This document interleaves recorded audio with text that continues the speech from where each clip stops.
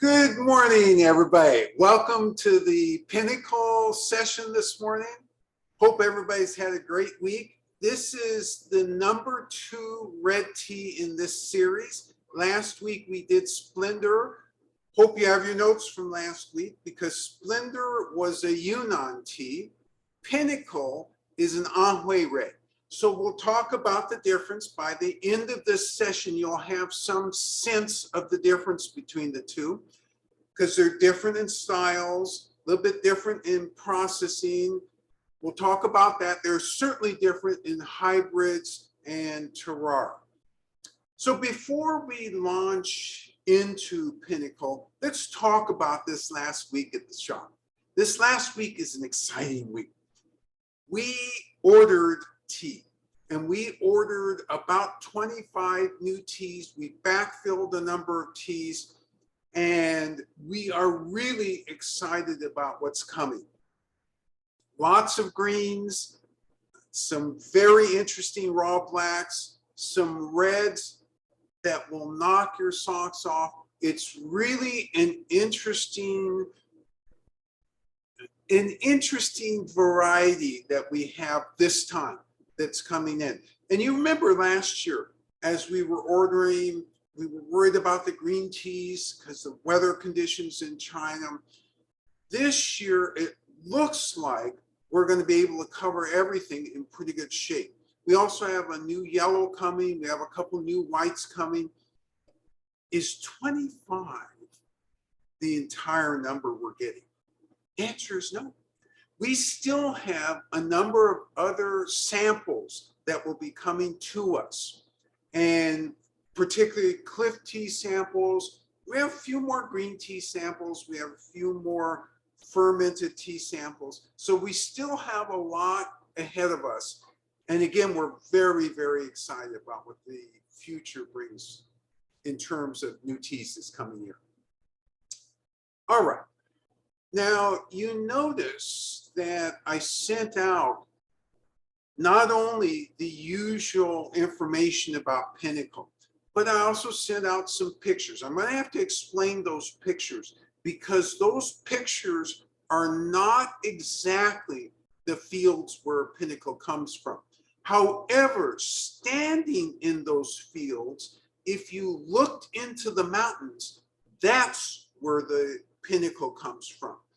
And so it's way the heck up the mountain. It's a small area, and the farmer who owns the fields that you see the pictures in has partnered with the farmer who owns the fields that are up in the mountains. But I wanted you to get a sense of that whole landscape. And we'll talk about why Pinnacle is special, because it's special from a number of standpoints.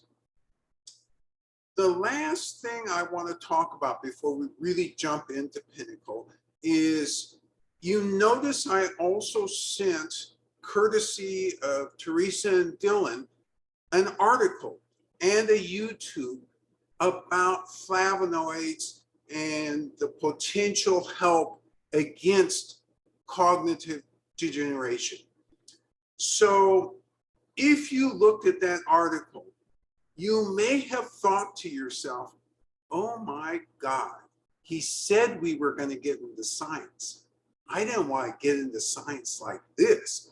That was a very tough article. There was a lot of information in that article. So let me simplify it for you right now. It's really, really easy.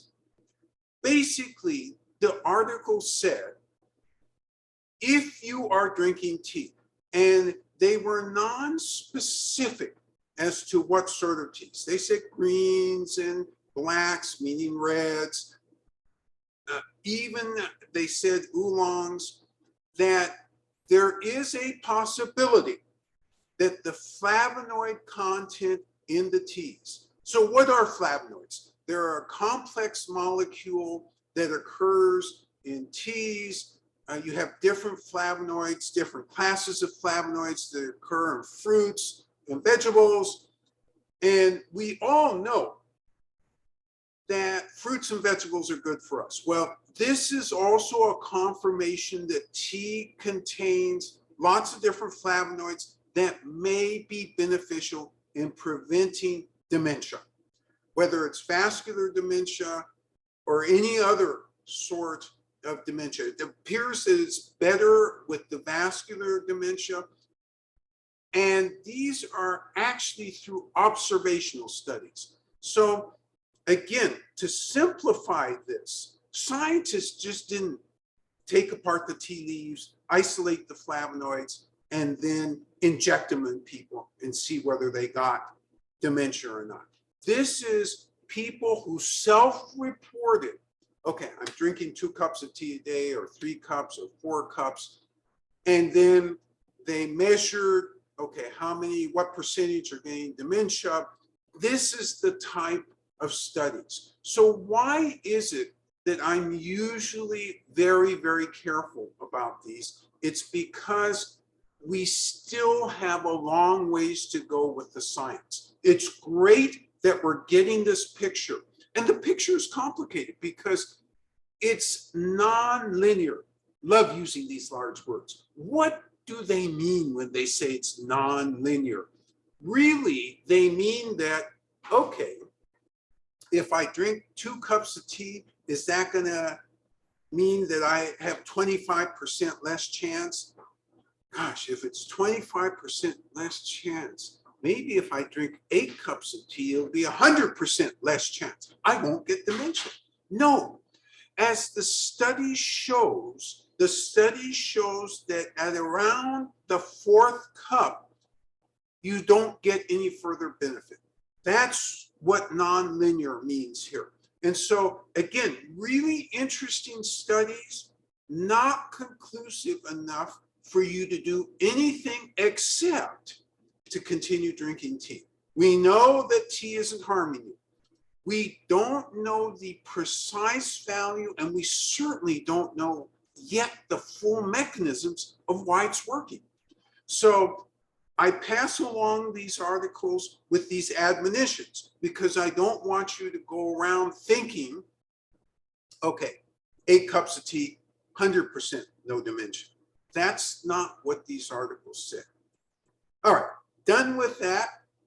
Again, thank you, Teresa and Dylan, for that article. Really, really interesting. And the YouTube lecture that the Australian professor gave was also interesting. Not much more information, a little bit more information, but then what I have just said really encapsulates the importance, and it also encapsulates what's missing. And so over time, what's missing is going to be filled in by the scientists. All right, so let's turn our attention to Pinnacle.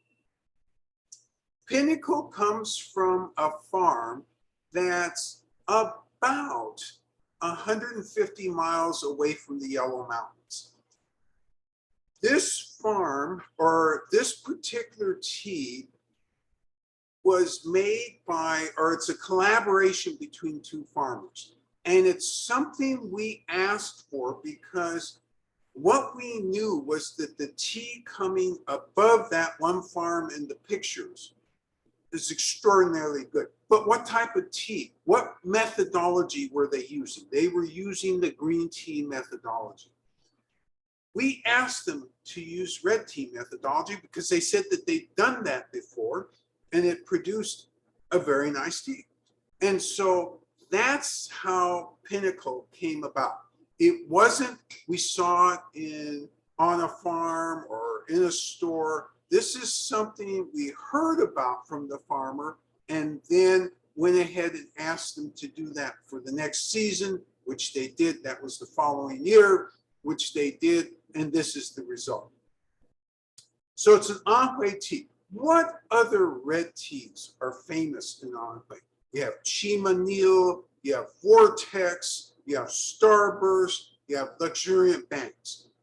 Now, for those of you who've had any of those red teas, I want you to think about the difference between those and Pinnacle, because this is a different varietal This is done outside of the Chima needle area. It's not far from the Chima needle area, but it's outside of it. And so there's going to be some differences that you should notice right away. And we'll talk about this as we do it.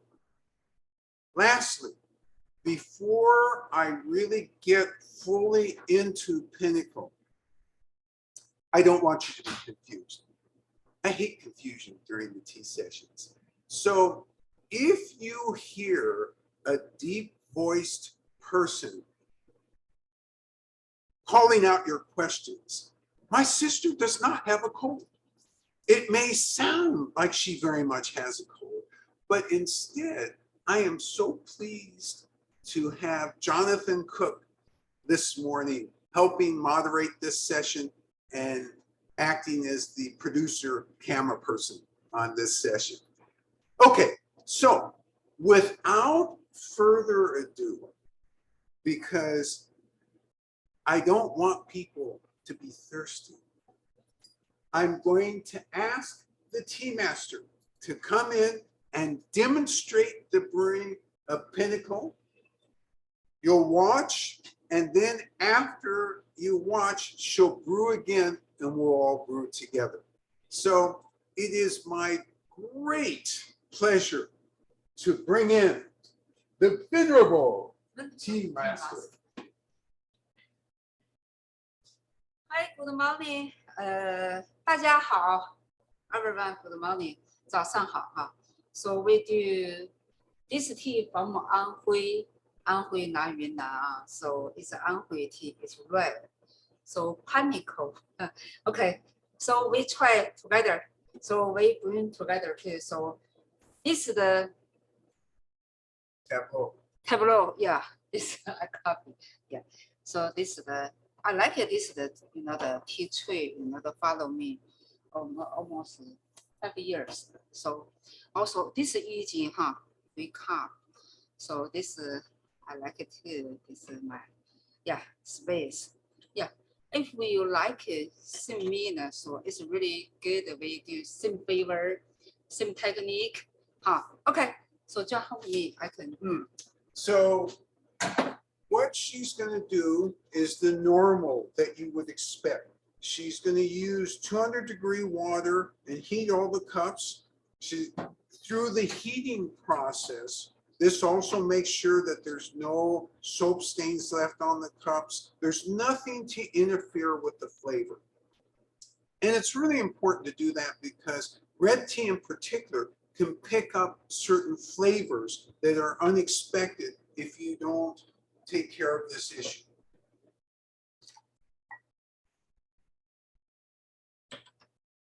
So all she's really doing here is, again, making sure that the cups are absolutely pristine clean and that they're heated. Because remembering that tea starts to really release its secrets once it's heated, once the leaves are heated. This is the reason you go through this exercise. This gets you started on understanding what this tea is going to be.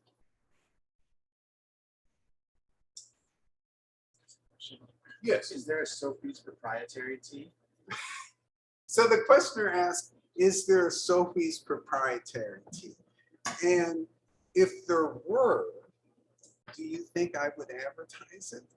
The real answer to that question is no, although we experiment in China. I think we mentioned to you that we have a small factory and we do experiment. But that stuff never, ever comes to the shop because we acknowledge that the Chinese farmer's skill level is superb and they have generations of experience. Us, we have lots of experience, but we don't have generations. So she's got that 175-degree water. She's going to dissipate the steam, structure the water, so to speak. Remember, you always will benefit when it comes to reds or whites or greens or raw blacks in having a lower temperature, because a lower temperature, if you're going to air low. Don't air high, because high will flatten some of the aromas, some of the flavors. Low will bring the brightness out. Obviously, you don't do this with a oolong tea.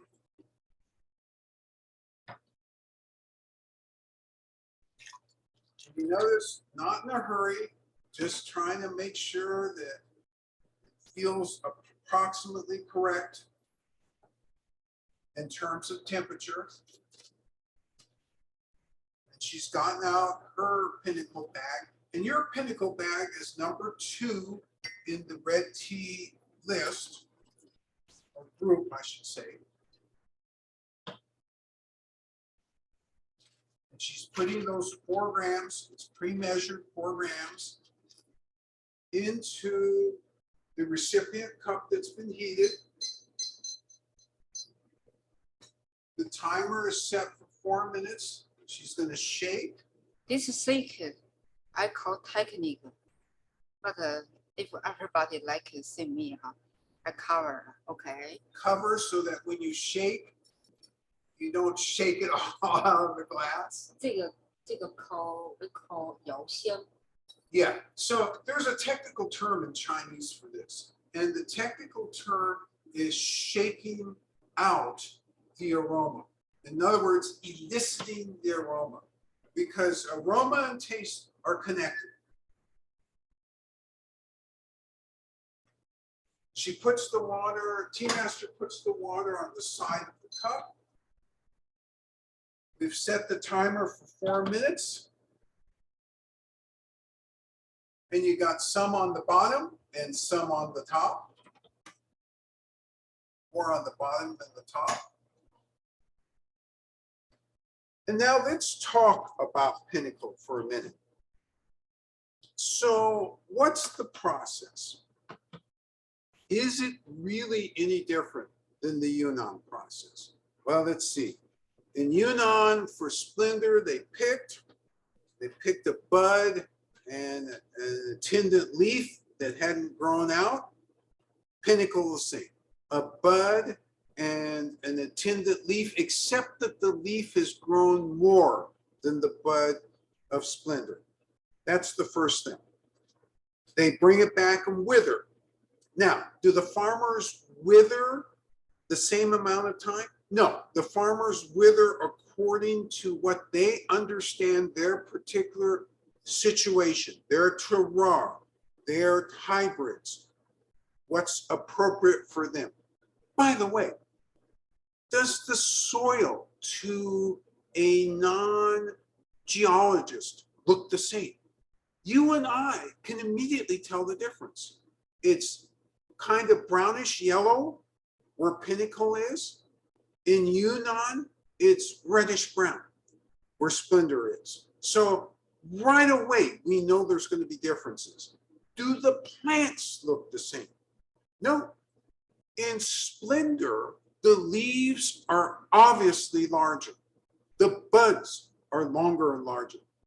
Pinnacle is smaller. So you have some immediate differences. How close is Anhuei to Yunnan? In other words, why do I ask that question? I ask that question because maybe the weather patterns are about the same. And the answer would be no. It's well over 2,000 miles away. It's a long ways away from Yunnan and Anhuei. And that's, by the way, we remember during World War II in China, they purposely situated themselves from Anhuei down in Yunnan to be as far away from the Japanese, but still in China. So a long ways away, the weather is different. In Yunnan, subtropical. In Anhuei, it's drier and it's not as humid. It's more continuously humid in Yunnan than it is here, or than it is where Pinnacle grows. So you have some obvious differences. And those differences are going to create differences in the tea. But let's continue. They wither, okay? Withering for different amounts of time according to their custom. After they wither, they both roll. And remembering that in Yunnan, they're really trying to not only break down the tea leaf or tea bud, they're really trying to get that shaped.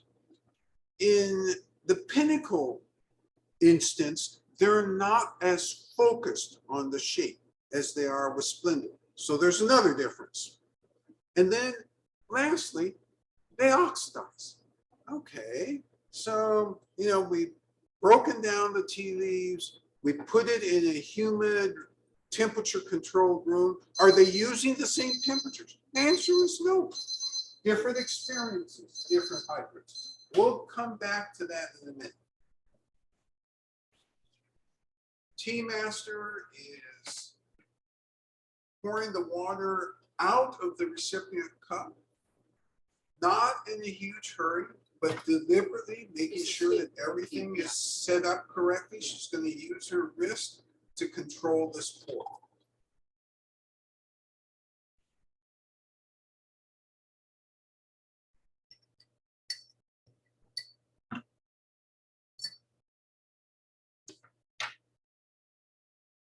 All right, and take a look at the color.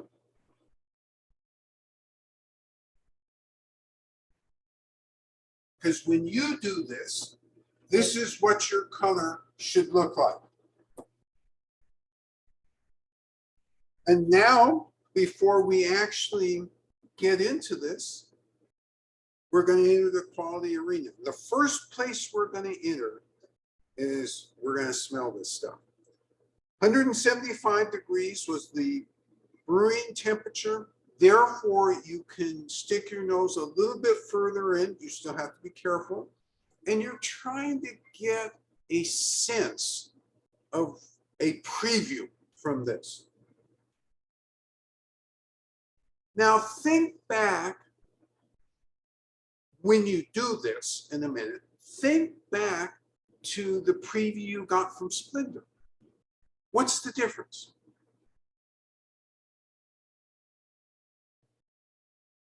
Okay, and now we're going to continue to enter the quality arena. So again, looking at that beautiful color, this is what yours should end up looking like. Smell the tea liquor, some difference from the leaves, right?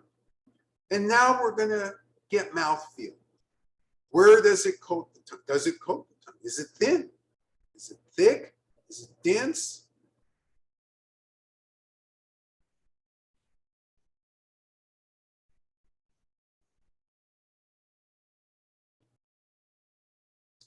So I'm getting my introduction to this tea. And I get this certain feel in the mouth. So take notes of that. What are the energetics of this tea? Remembering that I use this term, or that we use this term, to actually describe how do we feel after drinking the tea. And maybe you're not feeling much of anything right away. That's okay. We all have different reactions. I'm going to verify what I think I'm understanding about this tea with a second quality assessment.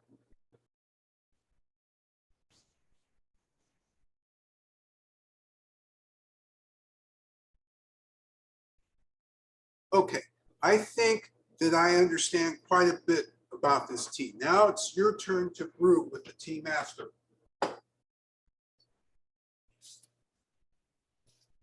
Tea master making sure everything is clean and ready to go.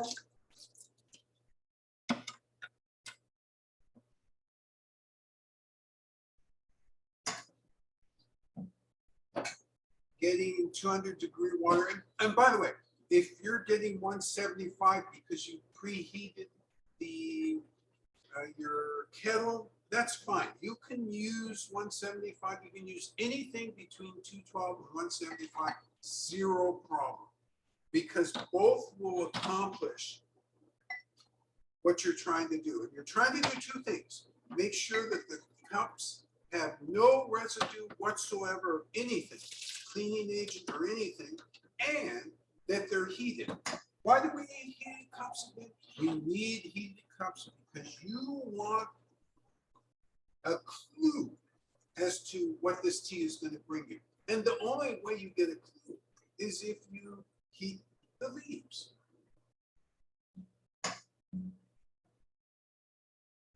Xiaobei's gonna structure the water, dissipate the heat, dissipate the steam, I should say.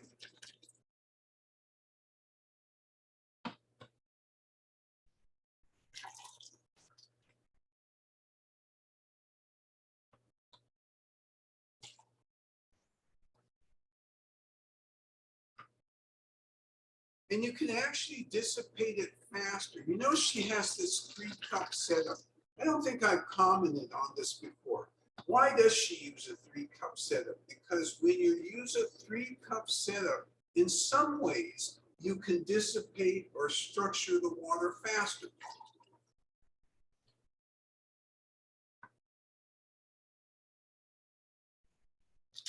Heating the cup to make sure it's at the right temperature. Putting the leaves in.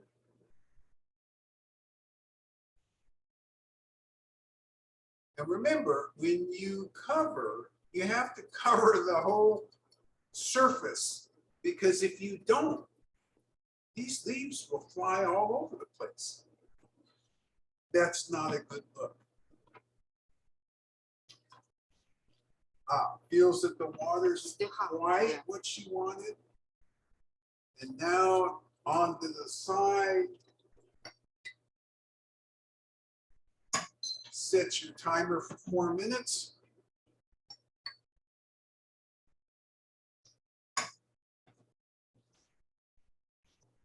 Make sure the cup is filled to the top.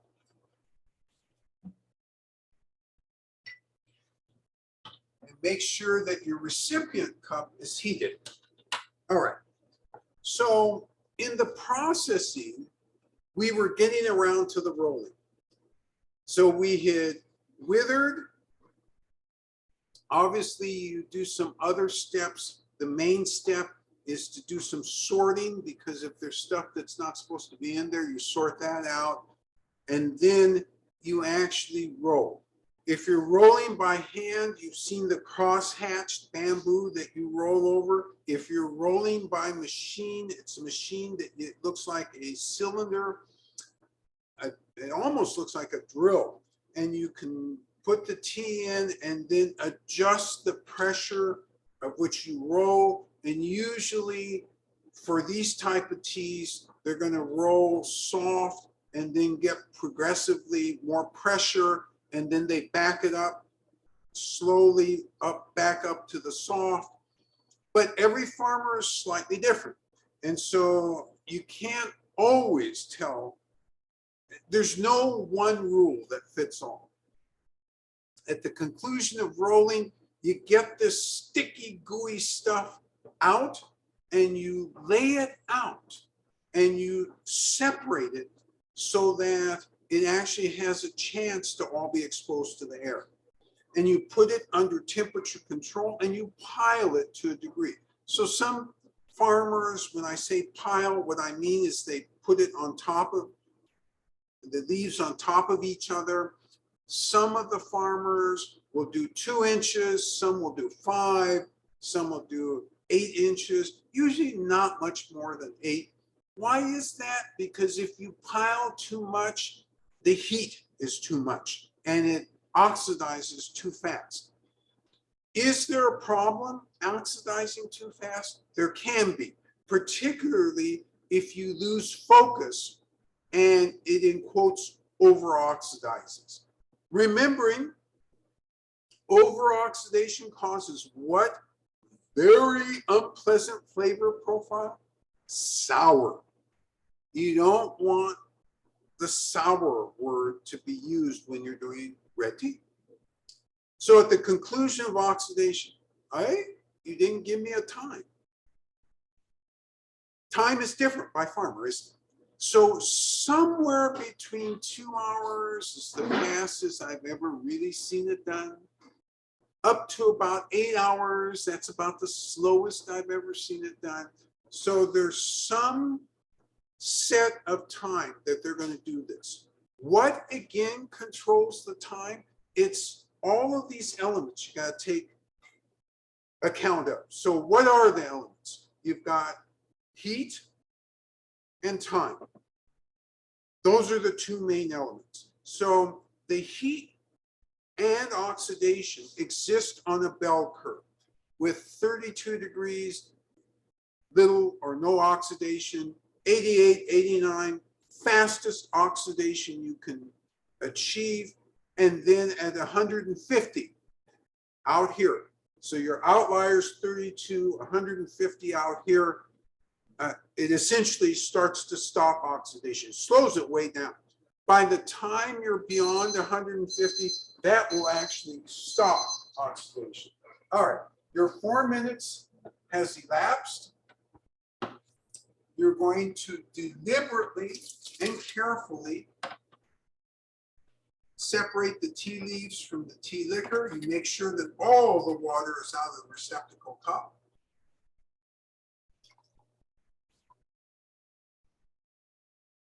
Not in a hurry, you're just trying to get it done properly.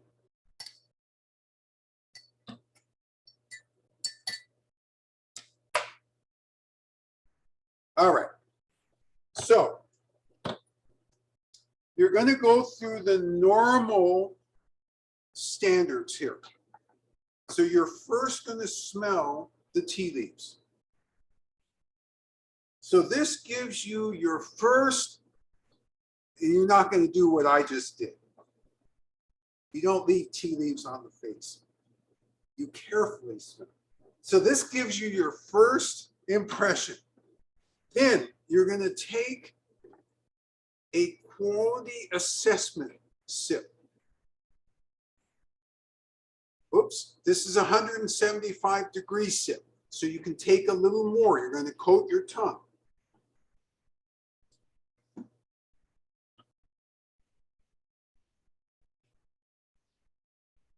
You're going to think about where dryness occurs in the mouth. You're going to think about aftertaste. Then you're going to think about energetics. And the energetics is something that you'll be thinking about during the whole tea rhythm of doing this tea. And you can do this introductory sip 2 or 3 times to make sure you sharpen your impression of what this tea is bringing.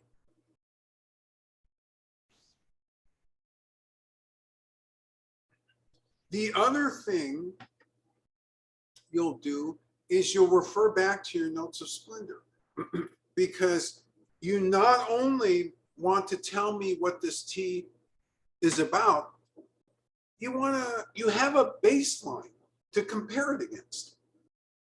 And remembering that Pinnacle and Splendor essentially went through the same process, although the timings were different, farmers were different, and the varietals were different. It's the same relative process.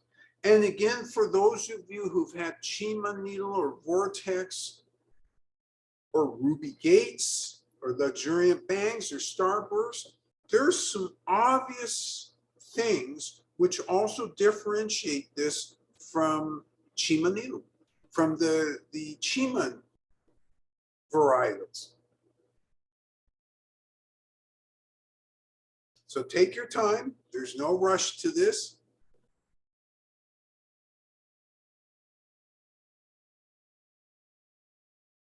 Incredible thickness in the liquor. Incredible thickness, density to the liquor. Great comment. Yes, that's one of the reasons I like this tea so much.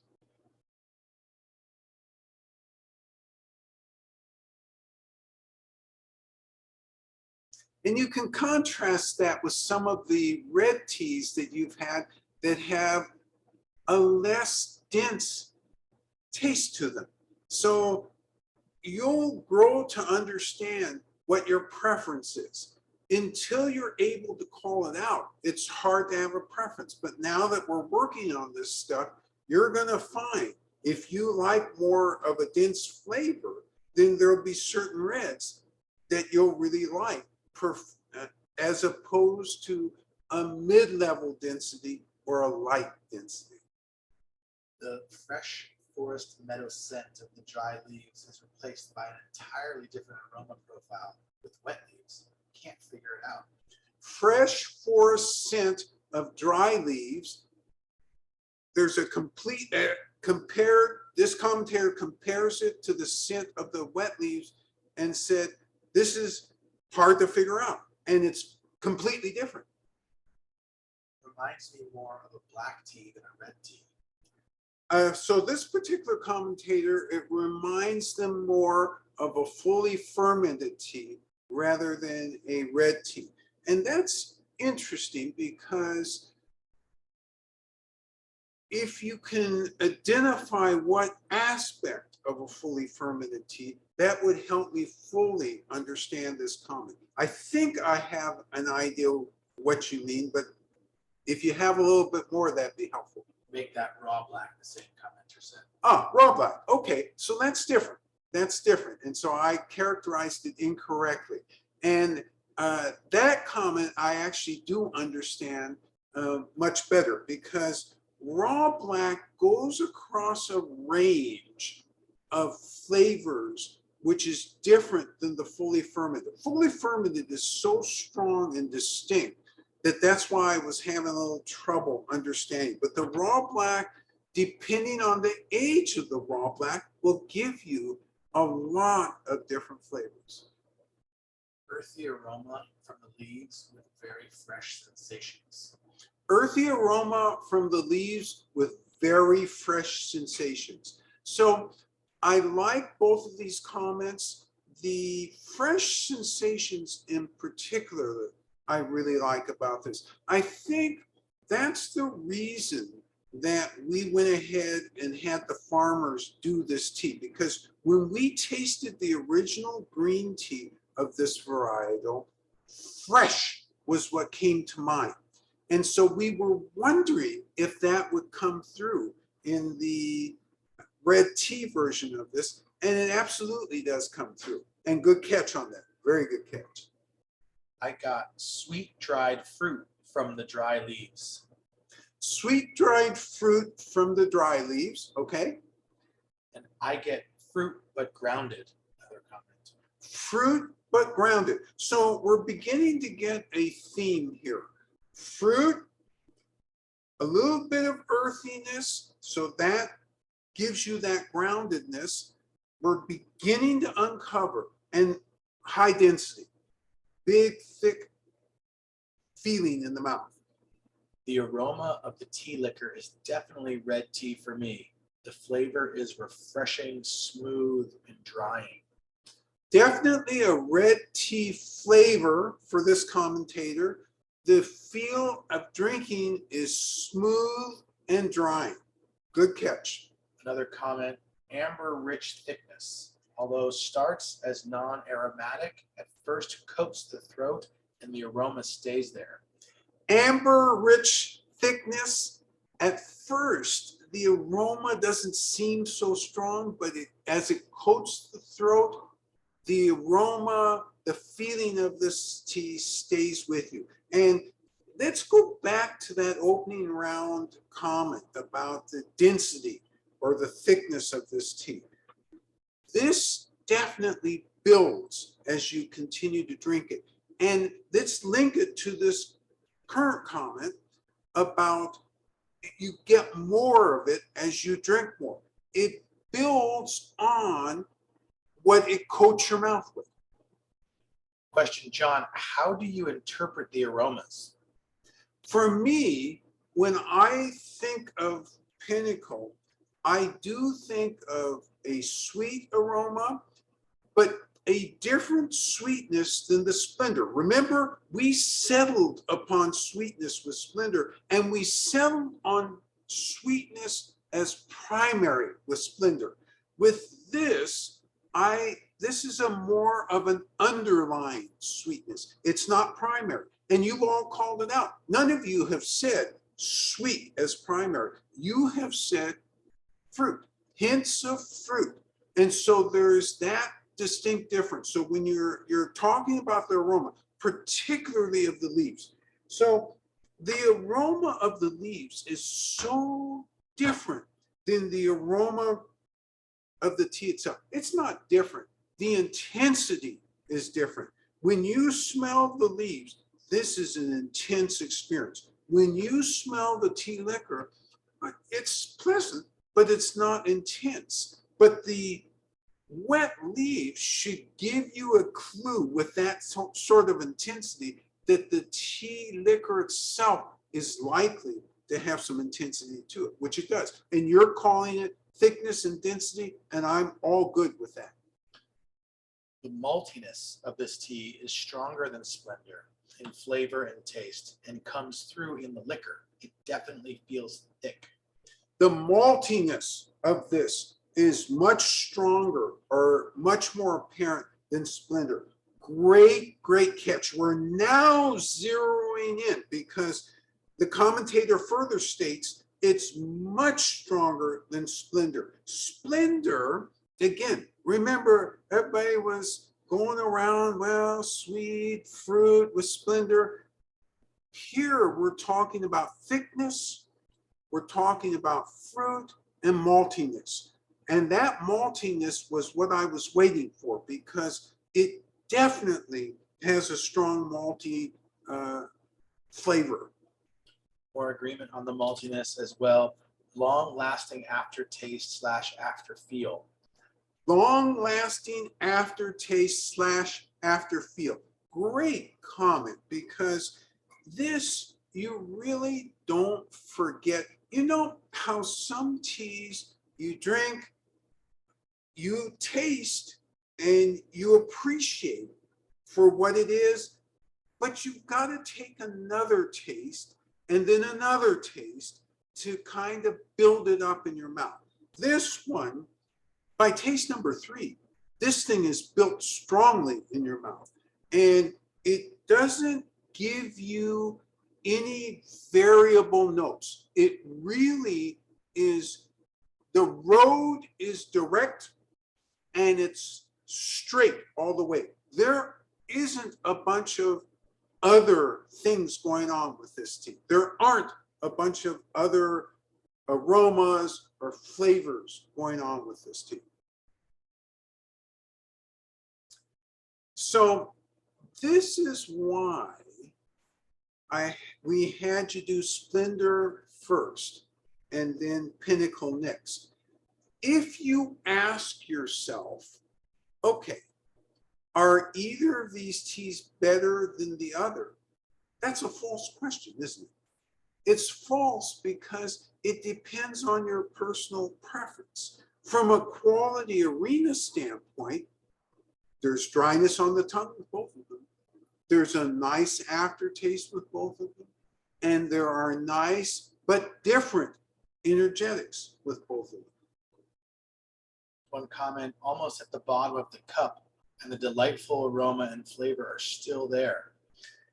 This commentator has nearly finished the cup, and still the delightfulness of the flavor is still there, and the aroma is still there. Yes, this, again, it's on that road, no deviations. It's consistent, and that huge density sees you all the way through to the end. This comment is, seems bright to me since it lingers on the front of my tongue. Seems bright to this particular commentator. And I'm glad you used that word, because in my mind, I've always characterized this as dense and bright. And that's one of the reasons, and it's so different in some ways than some of the other reds we have. It really kind of stands alone, especially with this combination a maltiness and fruit. We have other reds where there's a lot of fruit going on. We have very few other reds that have the intensity of the maltiness of this. The other thing I'd like you to think about for a minute and see if you can imagine, for those of you who've either had Chima needle or vortex or starburst, what else is obviously different about this? And think form before you comment on anything else.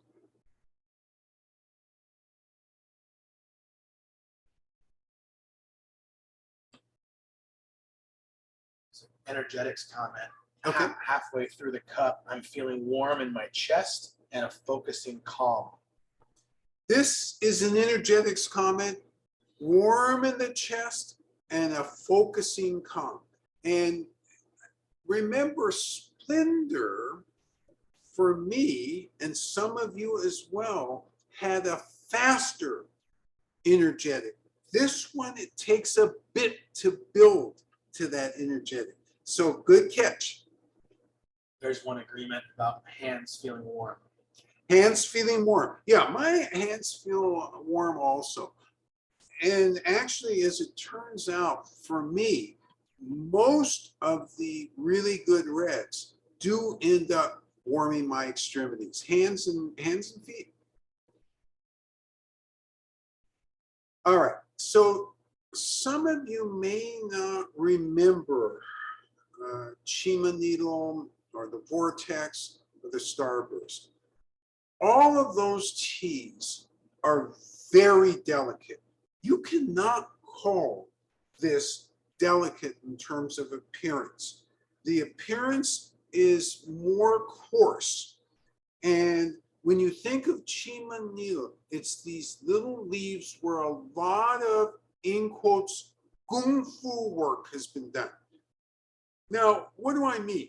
Did they take them up to the Shaolin temple and teach them, the mechanics of fighting? No, this kung fu means masterwork. So remember, Pinnacle doesn't have the same sort of special grade that the Chiman family has. Remember, the Chiman family is very segmented. You go from special grade, then you start with 1 and go through 10. 10 being the worst, special grade being the highest.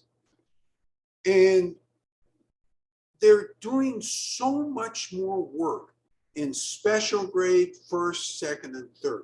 They have an after room that they do additional work, and they really shape the leaves in a delicate way.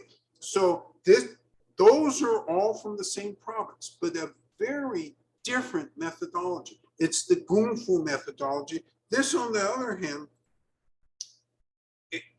I don't want to make a blanket statement, so I'm going to be careful about this next statement. With the Chiman family, one of the reasons you see so much of that delicate work is because it's become institutionalized. So the big producers all have a separate after forming room, or a room where they do further production. And that further production, again, separates it into those grades. Once you get down to grade 4 through 6, they begin, although not exactly, but they begin to look more like this. You get down beyond that, they look very much like this because they're not doing all that afterward. Does that mean it's not good? No, it just means you have a different effect when you do different afterwork. And part of that afterwork isn't just the shaping and the forming, it's also the heating, the cooling, the little roasting. There's a ton more steps that they take. They have different tools that they do these steps with. It's really an amazing process. So really what we wanted to do with these 2 examples is to start to get you focused on differences by region. So in general, what are you going to find in the Yunnan region versus the Anhuei region? Yunnan region, you're going to find more direct sweetness or more direct chocolatiness. In the Anhui region, you're going to find other hints of other things like the maltiness, hints of fruit that aren't going to be so forward as they are in the Yunnan region. And you're also going to usually find more craft work done. Yeah, just before that, you made that comment coming in exactly around aroma. It takes me to dried fruit, a mix of dried apricots and raisins used in a pastry, a hamantaschen, which is a yummy pastry, by the way. And then someone talking about the notes where what other red teas, I get notes of chocolate. I do not detect chocolate in this. Maybe there, but it's not the dominant flavor. Great commentary. So hints of dried fruit in this. There is no question. And again, none of you used honey or sweetness. You focused on that dried fruit, and that's definitely there. And none of you mentioned chocolate because it ain't there. I can't detect it. It's compared to the Yunnan. The Yunnan, you will, in more than one case, get that chocolate. You'll get that sweetness. And sometimes that sweetness is really honey-like, and it's less of the subtlety. All right, so let's back up because I realize there's one word I hadn't used until just now, which really characterizes the Anhui Reds, subtle. They have a subtleness, and that subtleness for some tea drinkers is very attractive. Some tea drinkers like the more forwardness of the Yunnan, and they like those particular hints of sweetness. And that's all a difference in palate. But just so long as you appreciate the differences between the two areas, you can love both the areas. I love both the areas. And the teas are very interesting from both the areas. And I know what to look for in terms of those differences in both the areas. All right, let's see how we're doing. Oh, we're almost done. Okay. So I think the main things I wanted to cover about this, we've covered today. I think I did a lot of thinking this week about entering a more detailed explanation of taste versus how farmers do things. And Rob and I had a very interesting conversation yesterday about being too reductionist and getting down too much to the details without adding to the whole. And that's really important to remember. And Xiaobei and I have discussed this at length. The whole is, do you like this tea? Why do you like this tea? It isn't, there are those elements underneath. Okay, does it have this element or does it have that element? And there's lots of taste elements we could talk about. But why are they not critical to your appreciation? Because if I use a big scientific term, it's not going to help you appreciate. I will still use scientific terms to, especially when they're linked to alleged health benefits. That you'll still see me doing all the time. So one of the things that we will refer to, and then I'll wrap this all up, and I started down this path last week, is a difference in catechins and theaflavins and thearubicins. Got to talk about that because they're all polyphenols. They all seem to have some functionality within the body, and they certainly have a functionality in the flavor. The theaflavins in particular gives a briskness, and it also adds the color. in the red teas. So I ask you this. Do these flavins and the thearubicins, are they there because the farmer picks the bushes in a certain way? The answer is no. These are all results of processing. So where do theaflavins again and thearubicins come from? They come from catechins. So all these teas in their primary form, that is on the bush as tea leaves, those leaves have a substantial portion of catechins. There's 6 or 7 catechins. The ratios by varietal are different.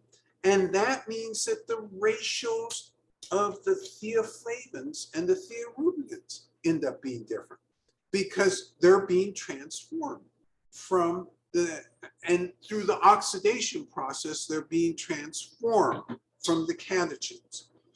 The health profile, I said that incorrectly.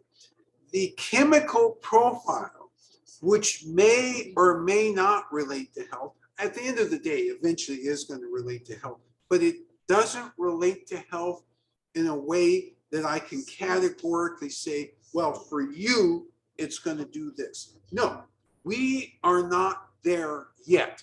We'll get there, but we're not there. Science is not there yet, but they're exploring all these avenues. And as they explore these avenues, it will then be important to you as tea drinkers to go ahead and understand this stuff. So with me, you'll always get enough introduction so that as you look at articles on the internet or in the newspaper, you'll have enough information about process to understand why these things might be important. As they become proven, as they become more established, we'll talk in much more detail about this stuff. But I won't just leave you on an island with a bunch of terms, because leaving you on an island with a bunch of terms, that has nothing to do with drinking tea. You drink tea not because there is something called a linalool in the tea. See, I snuck that in while you weren't looking. Or any other aromatic in the tea. That's not why you're drinking it. And science can't actually say, well, it translates to a particular flavor. What they can say is if you wither too much and too violently, you get a flat tea. They have established that. And so they're exploring all these areas, and I'm trying to keep it in the arena of tea drinker. What's important to a tea drinker? Because at the end of the day, you drink tea because it's delicious to you. At the end of the day, that's why I drink tea. All right. Yes. Realizing that this tea would be really good with hamantaschen, and I think if this tea is strong enough to complement a pastry. Oh, you know, that's a great comment. This tea is strong enough to complement a pastry. And I love the fact that that's been pointed out, because some of the teas, it's just a little bit too light to have much more than something very neutral. This tea is strong enough to overcome something that's a little sweet or a little heavier. Great comment, great catch.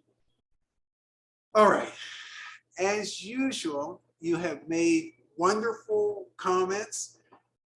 It's always interesting to do these teas with you. Next week is going to be a really special tea. It's a Yunnan tea. It's going to be outside of what you normally think of as Yunnan teas. But at the conclusion of next week, we'll figure out why that is and why it's not really outside, and also what you may want to look for as you're looking for other Yunnan teas. So as usual, I want you guys to have a wonderful, healthy week. I thank Jonathan for stepping in and doing moderation this week. Really appreciate that. And we'll see you all next week. You take care Bye-bye. now. Bye-bye. Bye.